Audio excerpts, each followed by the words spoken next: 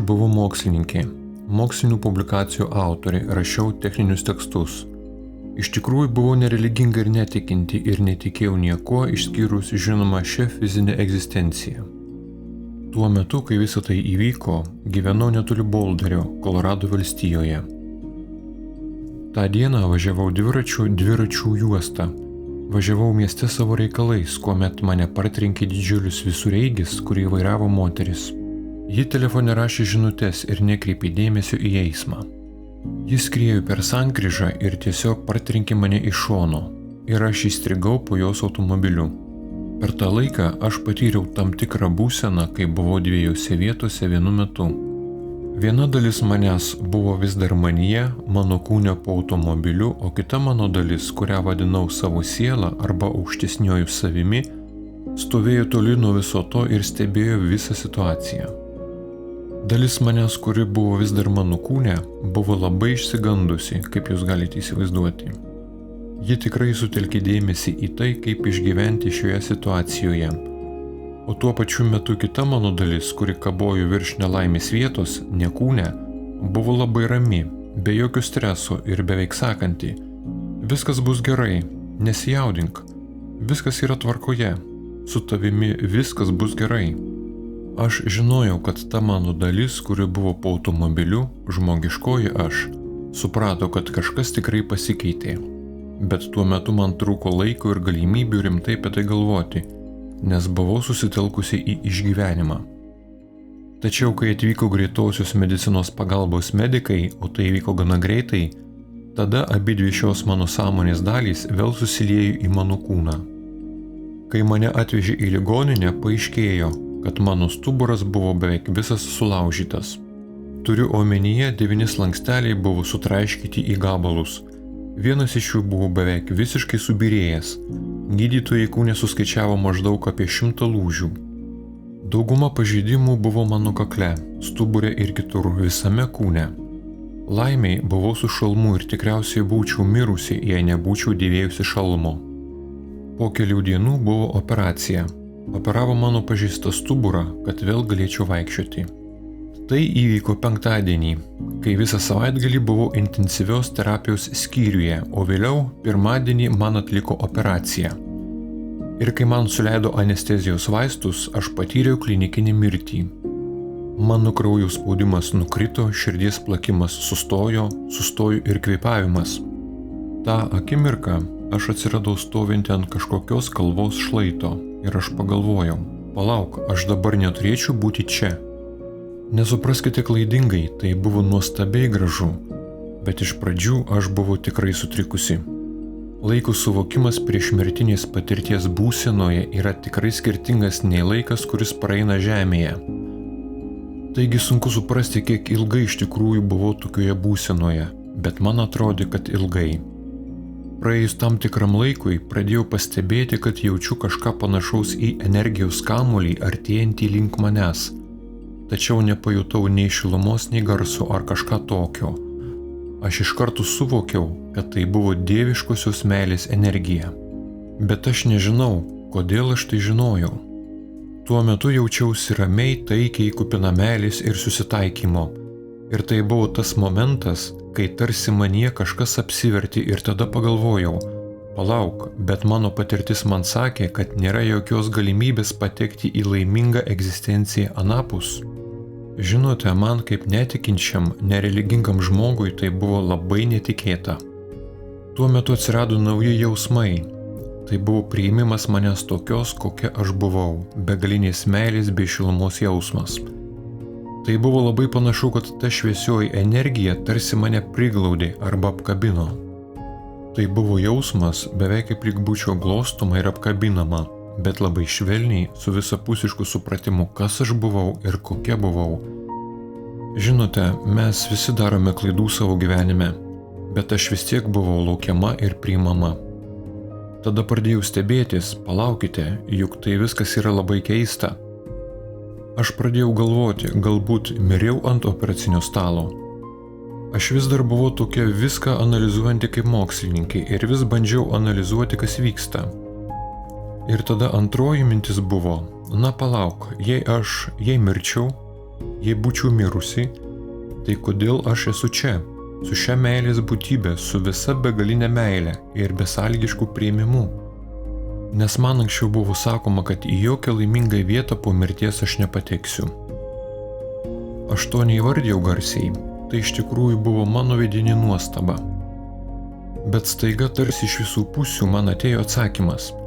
Negaliu pasakyti, kad tai buvo vyriškas ar moteriškas balsas, bet tai buvo labai galingas balsas. Tas balsas pasakė: čia yra tavo namai. Tu esi mano dalis. Tu esi kaip mano vaikas. Tu esi dalis manęs. Tu esi šios egzistencijos dalis. Tai tavo namai. Sveika atvykusi į namus. O aš vis dar šoko būsenoje dėl to, kas čia vyksta. Ir po to, kai tas balsas man visą tai pasakė, tuomet aš supratau: o Dieve, dabar aš viską prisimenu. Žemiškas gyvenimas buvo tik laikina egzistencija. O čia tikrai yra namai. Ir aš prisiminiau, kad ši vieta, ši būsena ir buvo namai. Šita būsena ir yra mūsų sielų namai. Ir aš tiesiog verkiau, jaučiausi taip, lyg verkčiau. Tai buvo tiesiog taip stipru ir jaudinančiai. Ir galiausiai mano vietoje, kurioje aš stovėjau, atsirado tarsi moteriška būtybė. Man buvo labai sunku aiškiai matyti jos veidą, jis buvo neryškus. Ji mane stipriai, nuostabiai apkabino ir pasakė, kad išmokys mane to, ką man reikia žinoti, kad grįžčiau į savo gyvenimą žemėje ir padaryti jį tokiu, kurį būtų verta gyventi. Aš turiu omenyje, kad kol nepatekau į šią priešmirtinę patirtį, buvau santykinai nelaiminga, bet ji pasakė, kad tu žinotum, esmė yra tame, jog mes norime, kad sugrįžtum ir turėtum pilną meilės, laimingą egzistenciją ir padėtum kitiems savo šeimoje išmokti mylėti, būti mylimiems, patirti meilę, dalintis ją su kitais, iš tikrųjų gyventi mylinčiai ir užjaučiant kitus. Ir kai ji pasakė man grįžti į savo gyvenimą žemėje, aš tikrai nenorėjau grįžti. Tarsi tai šiek tiek juokinga, nes aš tarsi pasipriešinau. Tuo metu atrodė kaip 2 metų vaiko užsispyrimas. Man visiškai nepatiko mintis grįžti atgal į žemę.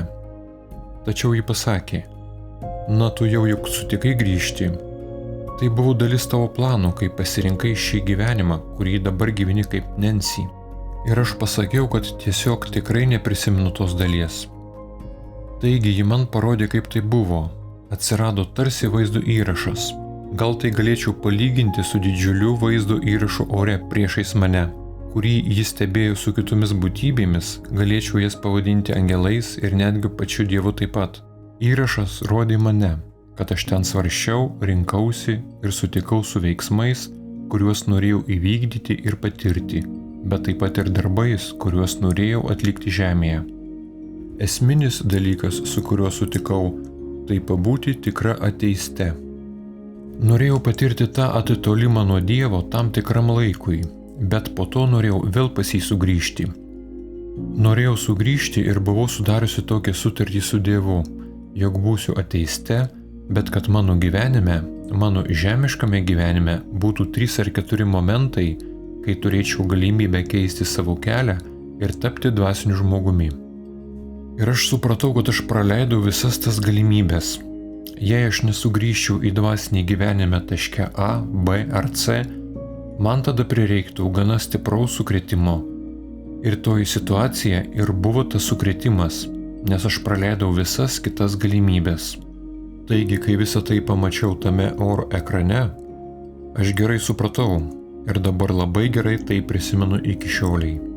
Taigi, man iš tikrųjų tai buvo labai nemalonu, nes aš tikrai nenorėjau grįžti į žemę. Čia žemėje sunku. Žinote, čia iš tikrųjų sunku. Aš tikrai nenorėjau čia grįžti. Ir kai ši moteris man parodė vaizdą ekrane, aš tiesiog nusprendžiau: gerai, tiesiog susitaikysiu su tuo dabar ir žiūrėsiu, kas bus. Ir aš pasimokysiu iš šios moters. Jei aš turėčiau šį laiką praleisti čia žemėje, mokindamasi dalykų, kuriuos su jie išmokau, tai turbūt užtruktų gerus keletą mėnesių. Dabar nesigilinsiu į visus tuos dalykus detaliai, todėl perėsiu prie pagrindinių momentų. Kai kurie labai stiprūs momentai iš tikrųjų padarė man didžiulį įspūdį. Buvo vienas momentas, apie kurį daug nekalbu savo interviu. Taigi aš noriu jį čia pabrėžti. Tai buvo tarsi holografinė patirtis, kurioje stengiausi suvokti, koks turėtų būti mano gyvenimo kelias. Staiga aplink mane, ore, atsirado toks didžiulis žemėlapis, kaip ir panašus į senovinį žemėlapį, bet jis buvo aplink mane, tačiau tai nebuvo žemės žemėlapis. Tai buvo mano gyvenimo žemėlapis, rodantis praktiškai realiuoju laiku visus skirtingus kelius, kuriuos galėjau pasirinkti. Ir jeigu, pavyzdžiui, būčiau pasielgusi vienaip, tada štai kur mano kelias būtų mane nuvedęs gyvenime.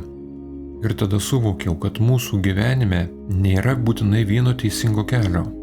Galite eiti skirtingais keliais. Yra daug, labai daug būdų, kaip pragyventi gyvenimą.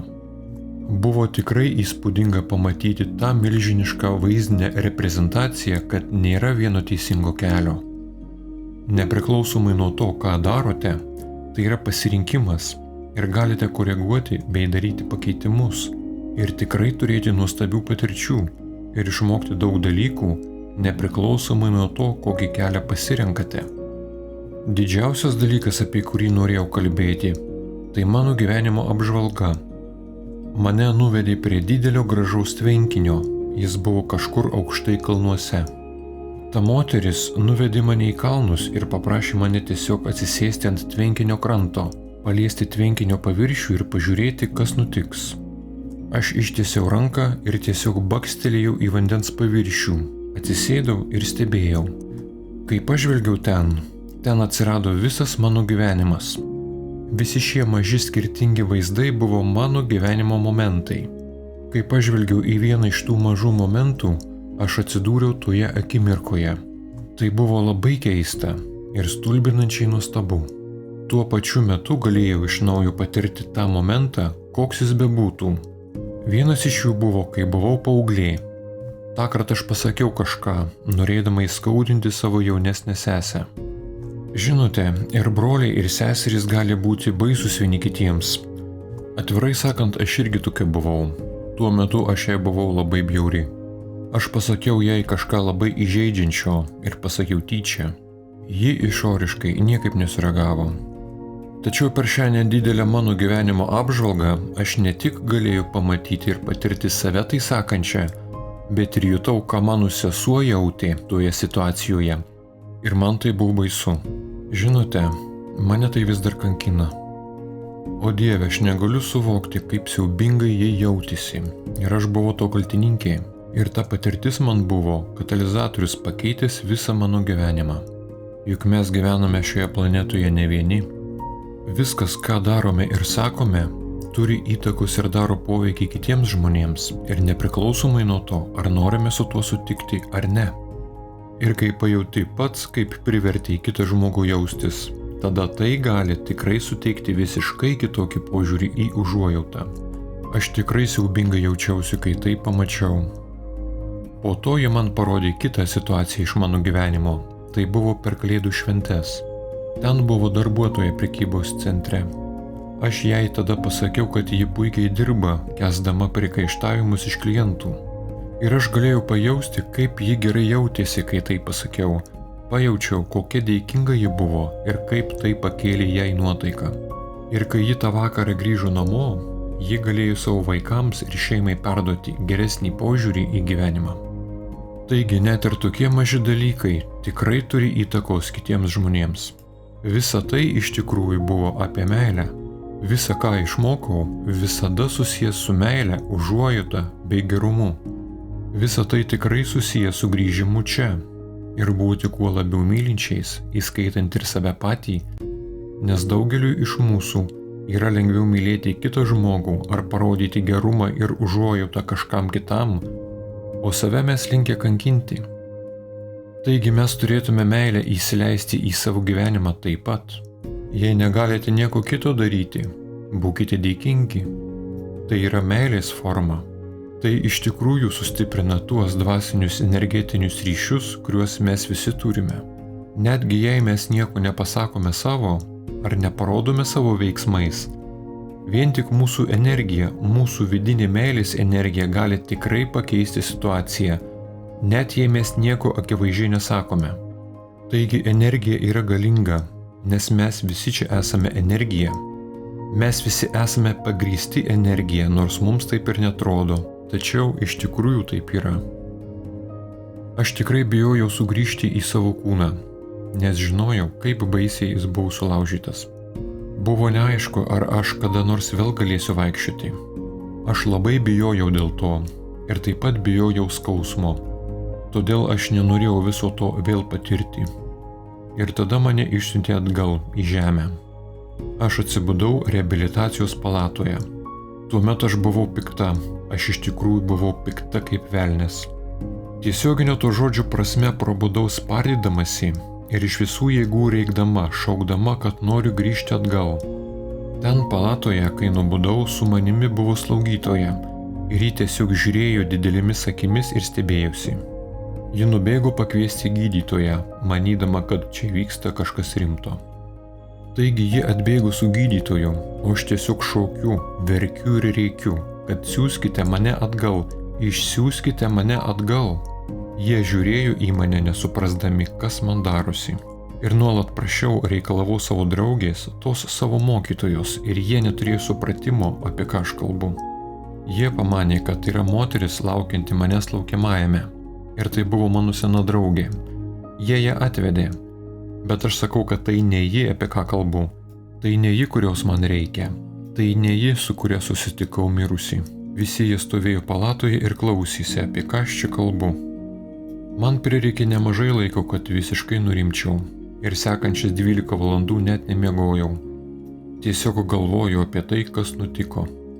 Ir bijojau kam nors papasakoti. Nes maniau, kad mane uždarys į psichiatrinę ligoninę. Iš tikrųjų aš to bijojau. Ligoninė, kurioje gulėjau, buvo tuometiniai liuteronų įstaiga. Taigi kitą rytą į mano palatą įėjo vienas kunigas ir aš atsisakiau kunigo paslaugų, nes jam pasakiau, kad aš esu ateistė. Aš iš tikrųjų nenorėjau matyti kunigo. Jis atėjo dar kartą kitą rytą ir aš tada iš tikrųjų pasakiau: ačiū Dievui, kad atėjote, nes aš nežinau, ką daryti su tuo, kas atsitiko. Taigi jis praleido beveik valandą besikalbant su manimi apie tai, ką aš mačiau, kai buvau mirusi. Jis norėjo išgirsti kuo daugiau ir jam papasakojau tiek, kiek galėjau. Tuo metu aš buvau atsisakiusi vaistų nuo skausmo, todėl aš nebuvau kaip nors apsvaigusi. Priežastis, kodėl atsisakiau vaistų, buvo ta, kad nenorėjau, kad tai sujauktų mano galvą. Taigi aš buvau tikrai blaiviai mąstanti. Noriu, kad žmonės suprastų, jog aš nebuvau paveikta haliucinacijų ar kažko panašaus. Aš žinau, kaip atrodo haliucinacija, ir tai tikrai nebuvo haliucinacija. Ir kunigas pasakė: tai, kas jums buvo, tai vadinama priešmirtinė patirtimi. Ir aš noriu, kad jūs suprastumėte, kad tai buvo tikra. Tada aš jaučiausi ypatingai laiminga. Tuo metu buvau vienas iš tų priešmirtinę patirtį išgyvenusių žmonių, kurie turėjo šalia žmogų, kuris iškart paaiškino, kas man nutiko, kad tai buvo tikra ir kad aš nesu pamišusi. Taigi man nepaprastai pasisekė. Jei nebūčiau gavusi tokios pagalbos iš karto, aš nežinau, ar apskritai apie tai kalbėčiau su kuo nors kitu. Tai buvo didžiulis pasikeitimas mano gyvenime kaip mokslininkai. Ir visas mano vidinis pasaulis staiga apsivertė aukštyn kojomis. Aš norėjau, kad jis grįžtų į senasis vėžes, bet žinojau, kad negaliu ištrinti to, ką mačiau, negaliu atsisakyti to, ką pajaučiau ir ką išgyvenau. Aš žinojau, kad tada trumpai gavau progą trumpai pažvelgti į dvasinį pasaulį, nors tai ir nesiderino su mano mokslinė pasaulėžiūra. Bet tam momentui aš žinojau, kad realybė yra daug didingesnė, nei mes galvojame ar įsivaizduojame. Ir aš turėjau savo priešmirtinę patirtį. Aš mąsčiau, mačiau tuos vaizdus ir girdėjau garsus. Tai buvo iš tikrųjų nuostabu. Tiesiog neįmanoma aprašyti tą grožį. Tai, ką mačiau, buvo labai didinga ir galinga. Ir dabar aš beveik negaliu klausyti žmogiškos muzikos, nes jinai atrodo per primityviai. Yra daug žmonių, kurie išgyvena priešmirtinę patirtį. Praėjus maždaug metams po mano priešmirtinės patirties, galiausiai išdrįsau pasakyti savo gydytojui, kas nutiko. Jis prisipažino, kad priešmirtinė patirtis nuolat pasitaiko ligoninėje su jo pacientais. Jis sakė, kad tai įvyksta bent kartą per mėnesį, kai jis asmeniškai dalyvauja operacijoje. Taip pat minėjo, kad tai vyksta visą laiką ir gydytojams nelabai patinka apie tai kalbėti. Dauguma gydytojų vis dar nenori apie tai kalbėti, nes jie iš tikrųjų nežino, ką su tuo daryti. Jis man sakė, manau, kad tai yra pats nuostabiausias dalykas pasaulyje, nes tai reiškia, kad mūsų būtis tęsiasi, kad mūsų sąmonė išgyvena, tai iš tikrųjų yra galinga.